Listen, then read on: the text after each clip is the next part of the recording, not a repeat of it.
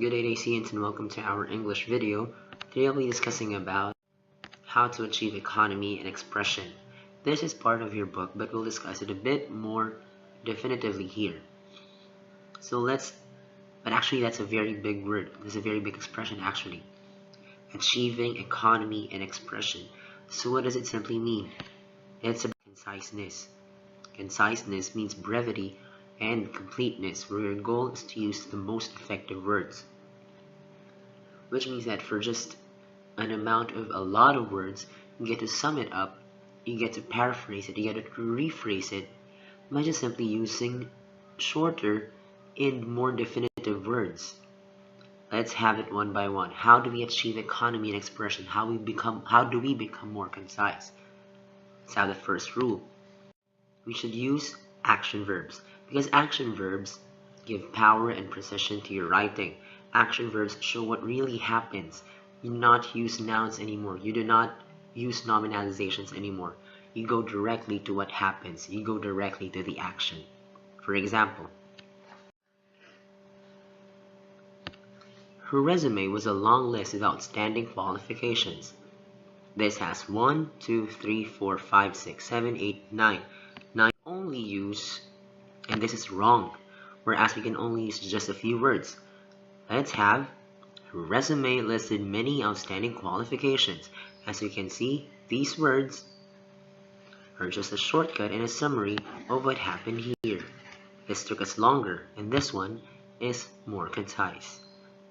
Her resume listed many outstanding qualifications. 6 words as opposed to this one. Next, the terms of agreement were no longer in place. Let's just sum this part up. Were no longer in place. That can be summed up. If something is not taking effect anymore, that could simply mean that the terms of agreement expired. 1, 2, 3, 4, 5, 6, 7, 8 words, 9 words become just 5. That is when you use next. Also use the active voice. The active voice is clearer and easier to read and understand. The active voice means that your subject becomes the doer of the action. And by the doer of the action, that means your subject is simply doing and is showing the action. Your subject is not the receiver of the action, such as this one. A new procedure was developed by the field biologists. 1, 2, 3, 4, 5, 6, 7, 8, 9 words, whereas we can only have just some, and that is wrong. Let's go for directly proceeding with the subject of the sentence, which is the field biologists, right? So just simply say, the field biologists developed a new procedure. We're just going to exchange the subject, the doer of the action and the receiver. Because still in the first sentence, a new procedure is your subject. Here in the second one is your subject. Here it is the action received. Here the action was done. Next, 5 hamburgers must have been eaten by Frank. 1, 2, 3, 4, 5, 6, 7, 8 words. Whereas we can simply start with Frank because he's the one we're going to focus on. Frank must have eaten 5 hamburgers. 1, 2, 3, 4, 5, 6. 6 words. Next, let's also try to avoid expletives. These are the constructions such as it is, it was, there was, the beginning of your definitions, for example. So let's try to avoid them and let's directly proceed with the sentence that we're leaving out. For example, it is a fact that the painting is a forgery. It's not just simply to say that it is a fact, or it is, we're going to remove, and then say that a fact that the painting is a forgery. Well, that seems dumb. Why? You're leaving out the subject and the predicate. If you're starting with a fact that the painting is a forgery, that becomes a fragment now. So let's just say that the painting is a forgery.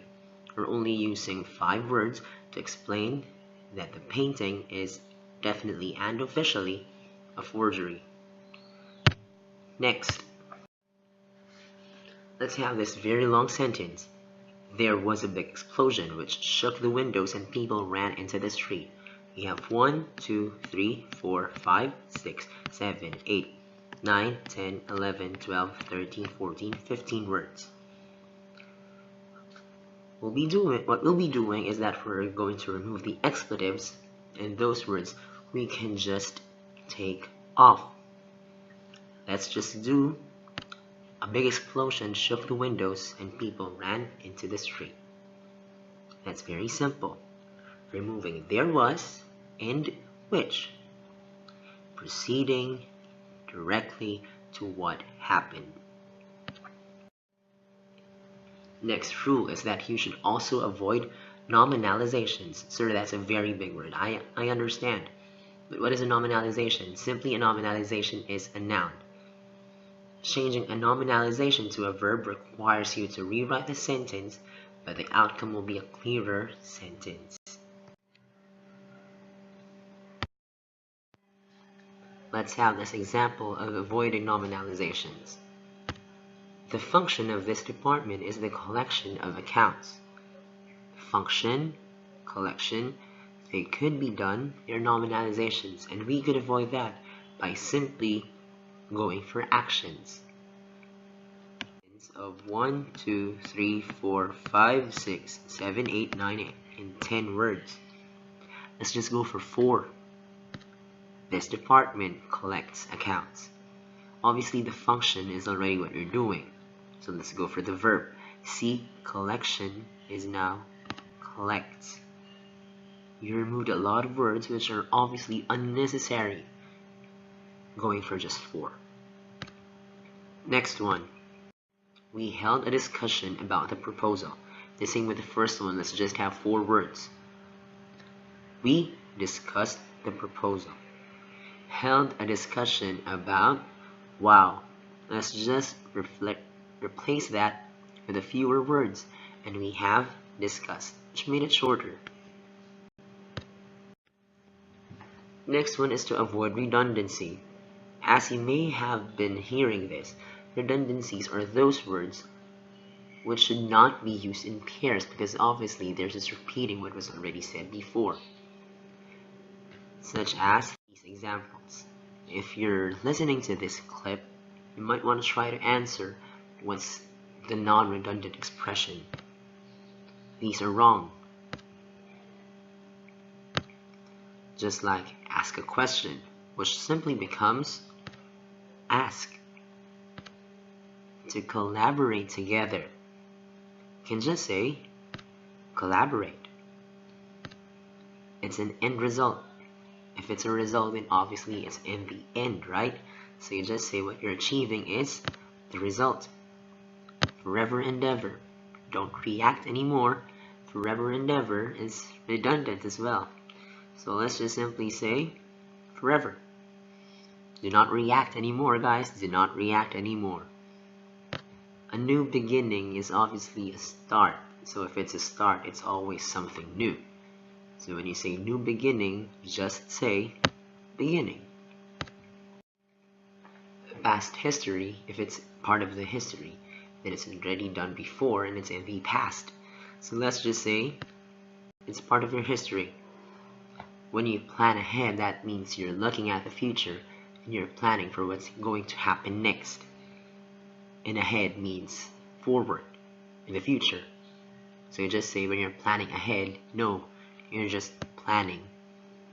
You postpone something until later because you're postponing it, not doing it now.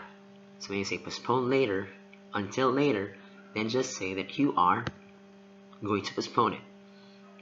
One thing you have to remember is the next one. You don't say repeat again. If you're planning to listen to someone, say it just one time. If you're saying repeat again, then the person would say it 3 times. Once, and then you say repeat again. Twice for repeat, and another for again. So you just say, repeat, still remains. If it still remains, it's still there, or it's remaining. A surprise is always unexpected. A surprise can never be, oh, you're prepared for this. No. If it's unexpected surprise, then you're shocked, you're jolted about it. So it's just a surprise. And one thing, you don't have to write it down anymore. You just have to write it. Have it written. Let's have an example of a sentence with redundancies. This very long sentence, this very verbose sentence. There were 3 astronauts that went on each and every Apollo space mission to the moon. I'll be giving you about 10 seconds to think about how you could do this in a very concise manner.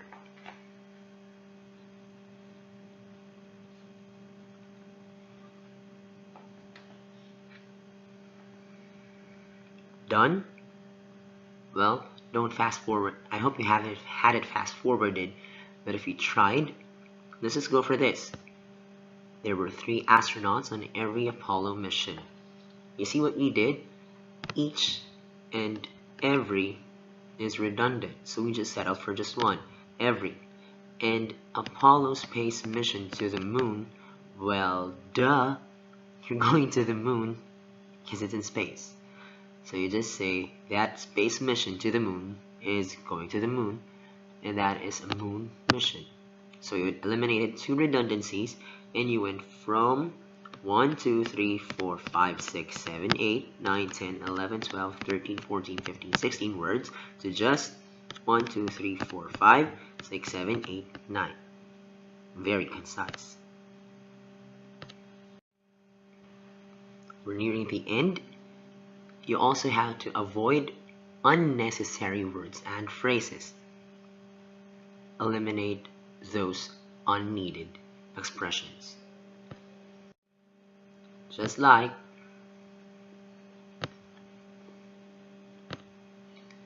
at all times when you can just say whenever. If something is happening at this point in time, like right now, you're watching this video, you're listening to this right now, then at this point in time it's also now. Because of the fact that you have 6 syllables, let's just go for 2 syllables and 1 word. Obviously that's because. Then when you bring something to a conclusion, that means you're going to conclude, right? So just have that. By means of. Why should you use 3 words? You can just go for 1 and 2 letters. By. During the time that, which means at that time it's happening. While. In the event that. In the event that. 5 syllables. 4 words. Let's just go for 1 word with 2 letters. If. In spite of the fact that. Instead of saying in spite of or despite, let's also go for although. Prior to this time. When something happens prior to this time, for example, you watched something before this video clip, or you did something before this clip, that means you did it before. And until such time as, let's just remove the last 3 words. Let's go for until. Now I have here a few more examples which I need you to try, and let's see how can you achieve economy and expression in your home. While you're doing this, you may write them down, you may write them, you may jot down notes, you may do it while you're doing something else. Let's start with this. He found his neighbor who lived next door to be attractive in appearance. This one is unconcise. This one is incorrect, where it has 13 words. I'll just ask you to go for 5. I'll be giving you 15 seconds to think about how to make this shorter.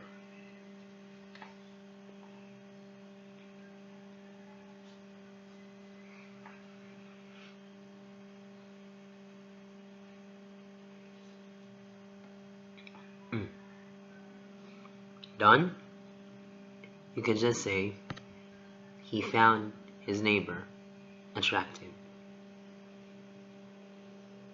Okay, next one. Bob provided an explanation of the computer to his grandmother.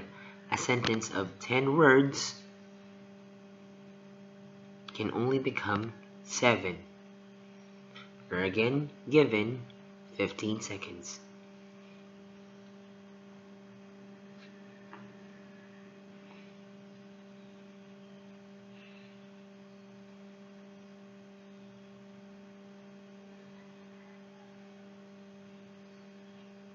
And that is just becoming Bob explained the computer to his grandmother. Let's just go for having provided an explanation to just going for explained. Good job, Bob. And I think this is the last one. He was really late for his English class due to the fact that he had to finish his math test. A sentence of 1, 2, 3, 4, 5, 6, 7, 8, 9, 10, 11, 12, 13, 14, 15, 16, 17, 18, 19, 20. 20 words will be just summed up into 13. I'll be giving you again. This time, let me give you 20 seconds, starting now.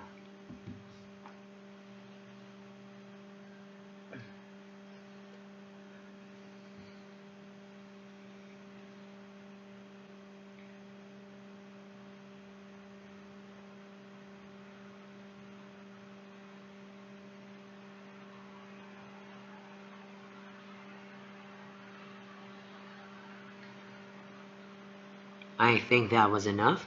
And these 13 words are just, he was late for English because he had to finish his math test. Well guys, I hope you learned something and you learned a lot with this video clip. And that was how you achieve economy and expression. We also hope that next time you get to finish a lot of these activities. And should you have any questions, feel free to ask us in our group. That's facebook.com/groups/english9.15 .1617.